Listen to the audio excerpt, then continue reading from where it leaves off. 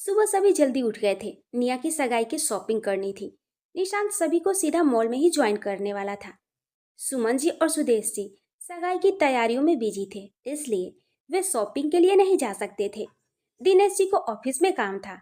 देविका जी सुबह ही सक्सेना हाउस चली गई थी सुमन जी का हाथ बटाने के लिए। ब्रेकफास्ट के बाद निया, अखिल और रहाना मॉल के लिए निकल गए थे। कार में पीछे बैठी निया थोड़ी परेशान लग रही थी। अखिल ने अहाना से आंखों के इशारे में पूछा तो अहाना ने भी इशारे से बता दिया कि उसे कुछ नहीं पता है। निया, निशांत से बात हुई? वे पहुंच गया क्या? अहाना ने ही खुद से निया से बात शुरू करते हुए पूछा। पर निया का ध्यान तो कार से बाहर था।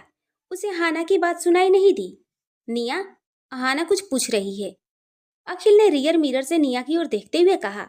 जी भाभी, वे मैं पता नहीं क्या सोच रही थी। आप कुछ कह रही थी क्या भाभी? निया ने घबराते हुए पूछा। अहाना अपनी सीट से थोड़ा पीछे की ओर मुड़ गई। निया, क्या बात है? तुम कुछ परेशान लग रही हो। कल कितना अच्छा दिन है तुम्हारी और निशांत की जिंदगी का, पर तुम्हारे चेहरे पर इस दिन की खुशी क्यों नहीं है बच्चे? अहाना ने पूछा। नहीं भाभी, ऐसी कोई बात नहीं है। मैं खुश हूँ, बहुत खुश हूँ। आप फिक्र मत कीजिए। निया ने अहाना से नजरें चुराते हुए कहा और फिर से बाहर की ओर देखने लगी। वे लोग मॉल पहुंच चुके थे। अखिल ने मॉल की पार्किंग में कार लगाई। निया भी कार से उतरकर जाने लगी, लेकिन अखिल ने पहले ही उसका हाथ पकड़ लिया। क्या हुआ है तुझे निया? कुछ तो बात है जो तू छिपा रही है। क्या चल रहा है तेरे मन में? मुझे बता। अखिल ने निया को अपने सामने करते हुए उसके दोनों कंधों को पकड़कर पूछा। निया ने नजरें झुका ली। वे कुछ बोल नहीं पा रही थी और उसकी आंखों से आंसू निकलने लगे थे। निया, बच्चे तुम रो क्यों रही हो? अहाना ने आगे बढ़कर निया को अपने सीने से लगा लिया। किसी तरह अहाना और अखिल ने निया को शांत करवाया। भाभी, पता नहीं क्यों एक अनचाहा सा डर मुझे परेशान कर रहा है। मुझे ऐसा लग रहा है कि जैसे मैं किसी अपने को खोने वाली हूँ। कभी कभी ये फीलिंग मुझे अपने लिए आती है कि शायद मैं इस दुनिया से। निया आगे कुछ कह पाती, उससे पहले ही अखिल ने निया को अपनी तरफ खींच लिया और चिल्लाकर बोला। निया, आगे से कभी भी अपने बारे में ऐसा कुछ भी कहने की या सोचने की हिम्मत मत करना। अखिल से चिपकी हुई निया की सिसकियां साफ सुनाई दे रही थी। अखिल ने प्यार से निया को खुद से अलग किया और निया के चेहरे को अपने दोनों हाथों में लेकर बोला। तुम अपने भाई को सही से पहचान नहीं पाई निया। एक बात याद रखो, जब तक मैं हूं तब तक अपने परिवार के किसी भी सदस्य पर कोई आंच नहीं आने दूंगा। तुम सब बेफिक्र रहो, क्योंकि आगे क्या होने वाला है मुझे सब कुछ पता है। अखिल ने इतना बोलते हुए निया को फिर से अपने गले से लगा लिया। अखिल की बातें सुनकर निया को थोड़ी तसल्ली हुई थी। अहाना भी अपने आंसू पोंछ रही थी। अखिल ने एक हाथ से निया को कवर किया हुआ था। उसने अपना दूसरा हाथ अहाना के आगे बढ़ा दिया। मुस्कुराते हुए अहाना ने भी अखिल का हाथ थाम लिया और निया को हक कर लिया। वहीं अखिल दूर कहीं देखते हुए कुछ सोच रहा था। वेद की मदद से अखिल काफी कुछ पता लगवा चुका था। निया को मॉल के अंदर आते हुए निशांत ने देख लिया था। वे पहले ही पहुंच चुका था और उन सभी का इंतजार कर रहा था। निया, कितना इंतजार करवाया, मैं कब से आ चुका हूँ। निशांत ने निया के पास आकर उसे गले से लगाते हुए कहा। निया थोड़ा शर्मा गई थी, क्योंकि पीछे अखिल और अहाना भी आ रहे थे, जो निया और निशांत को इस तरह से मिलते देख मुस्कुरा रहे थे। निया को गले लगाए हुए ही निशांत ने पीछे अखिल को आते देखा तो वे एकदम से निया से अलग हो गया। घबराओ मत, मैंने कुछ नहीं देखा, अखिल ने मजाक करते हुए कहा। अखिल की बात सुन निशांत ने मुस्कुराते हुए सिर झुका लिया। निया तो अपनी निगाहें ही नहीं उठा पा रही थी और अहाना निया के कंधे से अपना कंधा टकराते हुए उसे छेड़ रही थी। गुड मॉर्निंग सर, आपका सेक्शन रेडी है सर, मैनेजर ने अखिल के पास आते हुए कहा। सभी उस सेक्शन की ओर बढ़ गए। अचानक से निया को कुछ अजीब सा महसूस हुआ। उसने पलट कर देखा, पर पीछे कोई नहीं था। क्या हुआ निया, सब ठीक है ना? निशांत ने निया से पूछा। ऐसा लगा जैसे कोई हमारा पीछा कर रहा है, निया ने घबराते हुए कहा। पर यहाँ तो कोई नहीं है निया, ये सेक्शन हमारे लिए ही रेडी हुआ है, यहाँ पर कोई और नहीं आ सकता, निशांत ने निया को तसल्ली देते हुए कहा। पर निशांत, निया बोलते बोलते रुक गई। उसका मन आज बहुत ही परेशान हो रहा था। हाना और अखिल भी निया के दिल का हाल समझ रहे थे। उन दोनों समेत निशांत को भी निया की फिक्र होने लगी थी। एकदम से हंसती खेलती निया यूं घबराई हुई रहने लगी थी। निशांत निया को इस तरह से नहीं देख सकता था। उसने आंखों के इशारे से अहाना को हौसला दिया कि वे निया को बिल्कुल ठीक कर देगा। अहाना को निशांत पर भरोसा था। आखिर उसने अहाना को भी तो इतने मुश्किल वक्त में संभाला था। निया तो फिर भी उसकी जान थी। अहाना और अखिल सेक्शन के एक साइड में अपने लिए कपड़े देखने चले गए। निशांत और निया दूसरी साइड चले गए थे। ये ड्रेस देखिए अखिल, कितनी अच्छी लग रही है ना? अहाना ने एक ड्रेस निकालते हुए कहा। अखिल ने धीरे से आकर अहाना को पीछे से अपनी बाहों में भर लिया। ड्रेस अच्छी है, पर आपकी खूबसूरती के आगे कुछ भी नहीं है।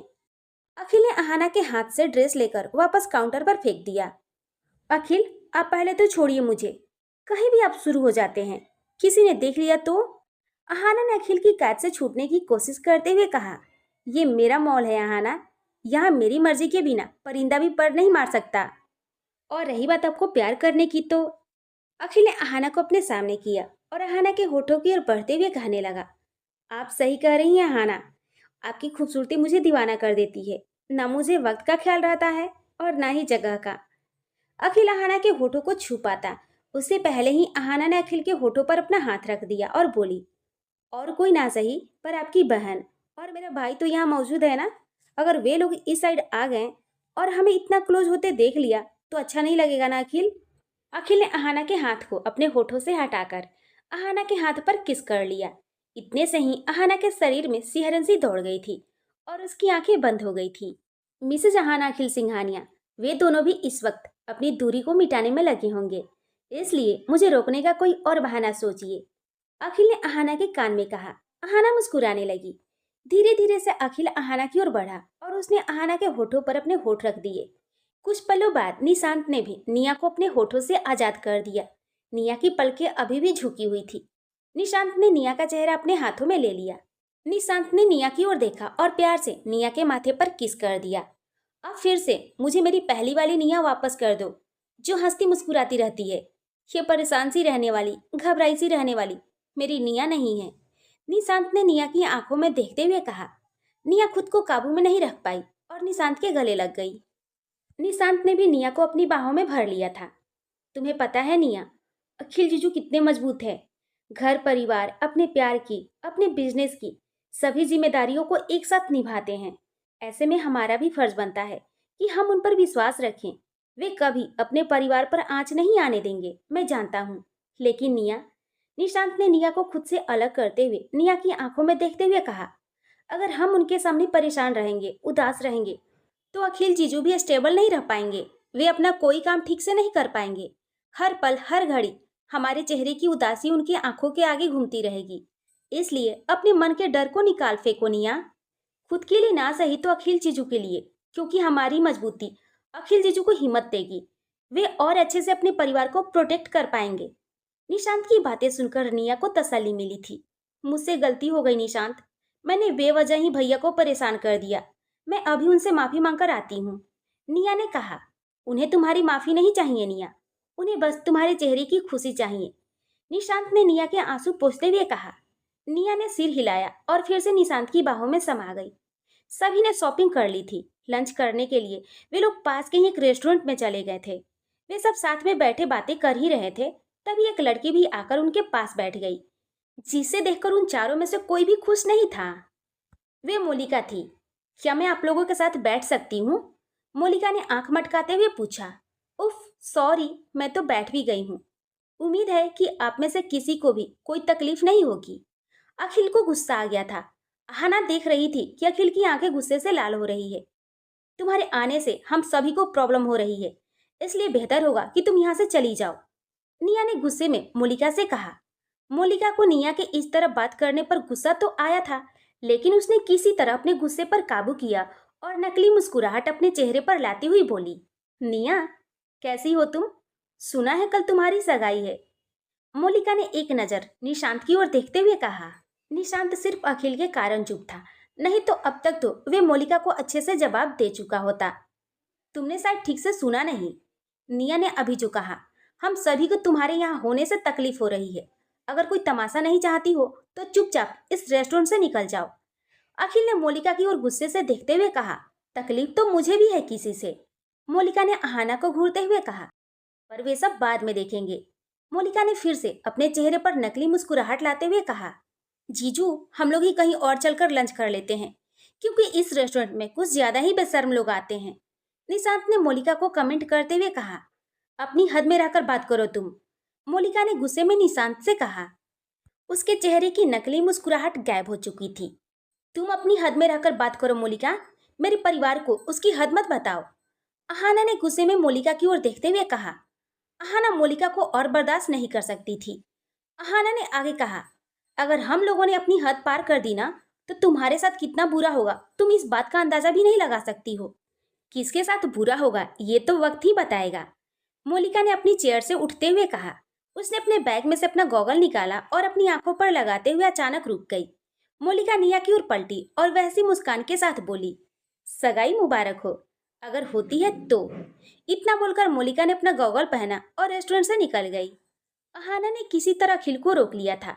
क्यों रोका आपने मुझे अहाना? सुना ना आपने कि वे क्या बोलकर गई है? अखिल ने गुस्से में कहा। उसके बोलने से क्या होता है अखिल? वे एक बेहुदा औरत है और हमेशा बेहुदा बातें ही करेगी। उसके बारे में सोचकर हमें अपना वक्त बर्बाद नहीं करना चाहिए, अहाना ने अखिल को समझाते हुए कहा। पर उसकी बातों से ये तो साफ है दी कि उसके दिमाग में कल को लेकर कुछ प्लान चल रहा है। मुझे लगता है कि सगाई को रोकने के लिए वे कुछ करने वाली है। निशांत ने घबराकर निया की ओर देखते हुए कहा। तुम फिक्र मत करो निशांत, तुम्हारी और निया की सगाई कल ही होगी। मैं किसी को भी तुम्हारा ये दिन खराब नहीं करने दूंगा, अखिल ने निया के कंधे पर हाथ रखते हुए कहा। मुझे आप पर भरोसा है भैया, निया ने अखिल के हाथों को अपने हाथों में लेते हुए कहा।